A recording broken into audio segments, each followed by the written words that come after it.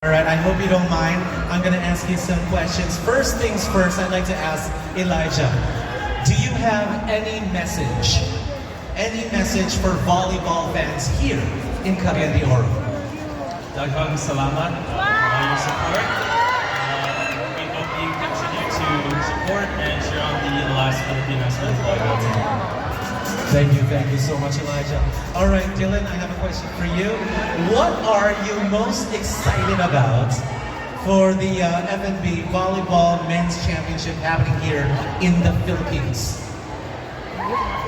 Maayong gabi, Cagayan de Oro.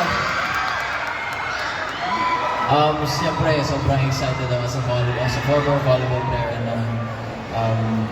enthusiast ng sport talaga. Excited ako sa first time mangyayari na pumunta dito yung mga iniidolo namin mga volleyball players or mga iniidolo natin lahat na maglalaro dito sa Pilipinas. And of course, sana supportahan po natin ang World Championships dito sa Pilipinas. It's an historic event. And of course, Alas Pilipinas. Amazing. Thank you so much, guys. Alright, one word for the both of you. Extraordinary. Extraordinary. Elijah, what about you? Electrifying. Electrifying. Are we electrified tonight?